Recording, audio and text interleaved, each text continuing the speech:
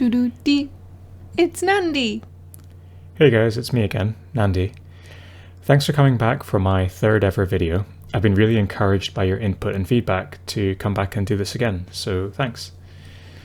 Following my recent video on the Jane Zar event, a couple of people messaged me and asked if I would do something similar for Maugan Ra.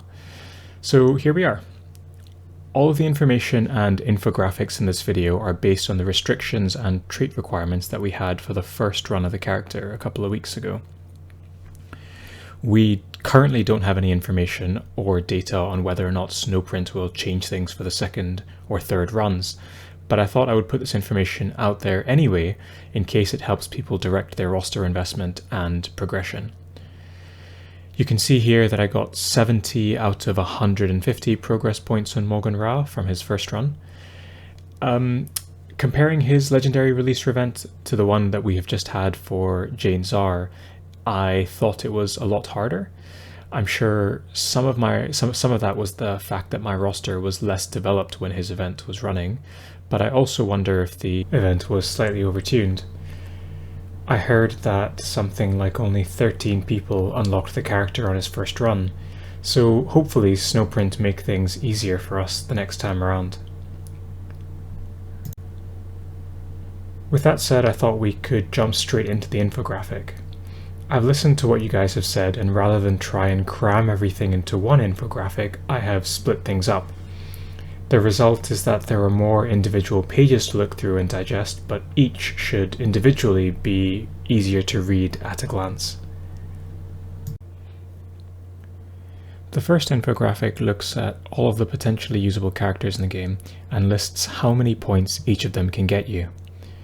You'll note that there is a pretty wide range, up to 710 for Eldraion, up at the very top, and 225 for Cut Skoden at the very bottom. I've taken the liberty of highlighting the 10 characters who score the most points with a yellow halo. Things that will be immediately obvious is how well the Death Guard faction and the Eldari faction score. I'll break things down further for you in the section by section review. Here we look at the Alpha section. The only exclusion criteria is that we cannot use Necrons. I wouldn't be surprised if they extended this in a future run and made even fewer characters available. The strongest 5 characters in this section in terms of points are the Death Guard faction. They all meet multiple traits by having resilient, melee attacks, and power damage as inherent parts of their kit. As a faction, they really synergize well when more are added to the team, and a full team of Death Guard is truly a fearsome sight to behold. I'd strongly recommend building them up not only for this legendary release event, but as a general team for the game. For the beta section, the exclusion criteria is Imperials.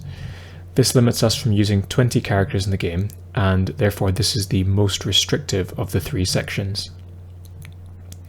Again, the Death Guard perform very well here, and a left field inclusion is Gibba Scraps, because he's the only character who meets all 5 criteria for this section. I don't really have much else to add here, apart from the fact that this section only further emphasizes the value of Death Guard in this legendary release event. The final section that we are looking at is Gamma. The exclusion criteria here is Chaos factions. This one is a little bit more interesting because I haven't simply highlighted the 5 highest scoring characters. Instead, I've tried to find a blend of usefulness in other game modes and high scoring in the LRE in order to identify who I would recommend. Tigrius is the highest scoring of the characters highlighted and is very useful in the newly unlocked Indomitus campaign. Terminator armor is also a newly available addition to many characters, and by extension, psychic characters and psychic damage have become more valuable as one of the few ways around this powerful effect. Commissar Yarrick is an excellent character throughout the game and excels here too, meeting 4 out of the 5 trait requirements. Brother Bouchard remains powerful by virtue of his recent buffs through the latest patch, and also meets 4 trait requirements. The final 2 characters, Calandus and Sho, make up the top 5 by scoring highly and having usefulness in guild raids and arena. That's a quick summary for the characters that I would recommend for this release event. I hope you found it useful and it helps you to maximize your reach when the event comes around again. As always, I'm very keen to hear from you and your thoughts, comments, and feedback.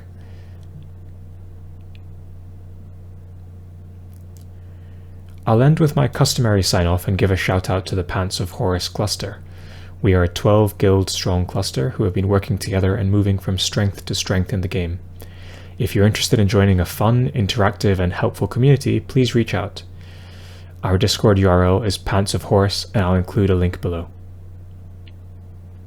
Thanks everyone, and have a nice day. Doo-doo-dee. It's Nandi!